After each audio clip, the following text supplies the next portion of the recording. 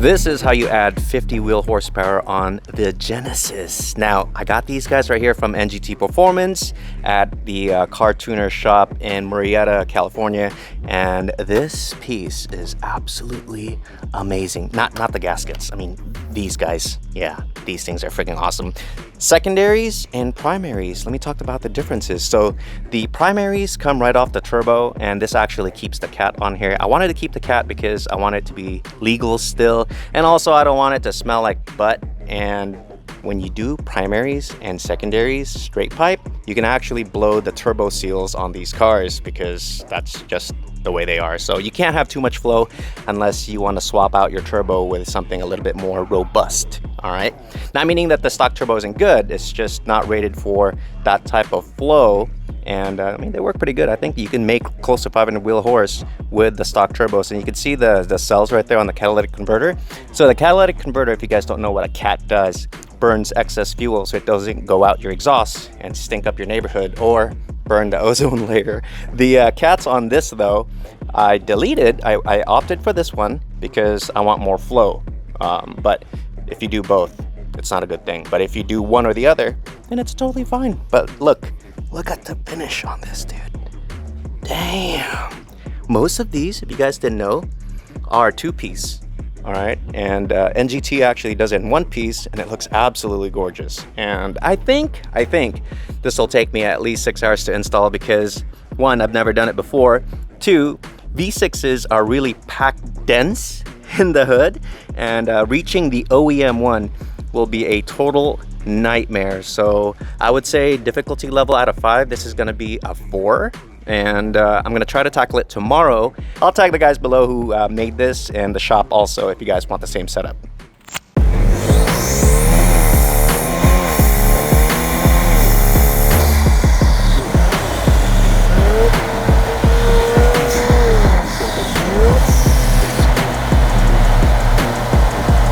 So here's the old piping removed right next to the new ones. As you can see, this is a little bit bigger. I mean, look at the diameter here versus how it is right here. I mean, it's hard to see because there's a shield there, but there you go.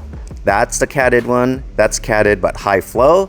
And then the other guys, this guy right here, you can see the cats right here on the secondaries. So this one's deleted and it's just a straight pipe. Now, here's something really cool with the OEM. This is actually oval. And it's got like a crushed section right there, while this is still tubular. So you probably get less ground clearance with this, but maybe like a 1/4 inch or whatever. And depending on what car you install this on, there's different tabs right here. So I think that's for like a Stinger or whatever, but for my application, I just need to use that bracket. Installing this was actually, removing them was actually a lot easier than I thought. And I had to use these guys right here, like a bunch of swivelies to reach the inner part of the downpipe. But let me show you the car right now so you can see how it looks. There you go, turbo's way back there, kind of hard to see. Let me zoom in. Oh, I can't even zoom in on my phone. And then over here is the other side. Hella easy if you have the right swivelies and also a lift. We're gonna put the driver's side first, make sure you get the gasket up top, and then we'll line everything up with the bolts and everything. Passenger side, same thing, make sure the gasket's up there. I didn't install the O2 sensor on here because it's gonna be really close to the top and it might give you trouble. So I'm just gonna hang that and then put the sensor up there later. So up top, we're gonna need to put the nut on right here. It's gonna be a little tight, but I'll do my best to get it on cam. Yeah. Oh my gosh. Maybe in the future they make little robots to do stuff like this. They could reach in there and tighten things. On the passenger side, this one you can reach, but still a little tight. Just gonna slide that guy on. Oh yeah. Secondary is going on.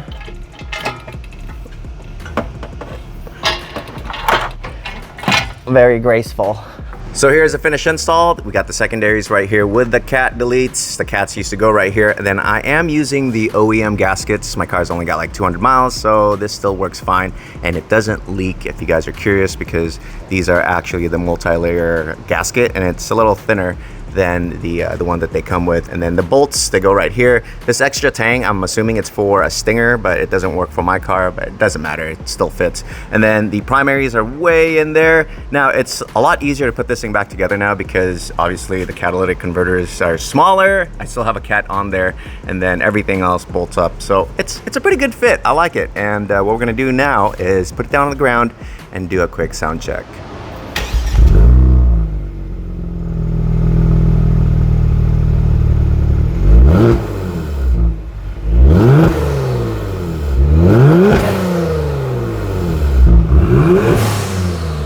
So as you guys can hear, it actually doesn't sound raspy. Now the scary part with doing catless secondaries and primaries is the raspiness, right? So I think if you do the high flow cat, the primary, and then the catless secondary, it won't sound like a freaking raspy G35. It actually sounds like an OE Plus exhaust.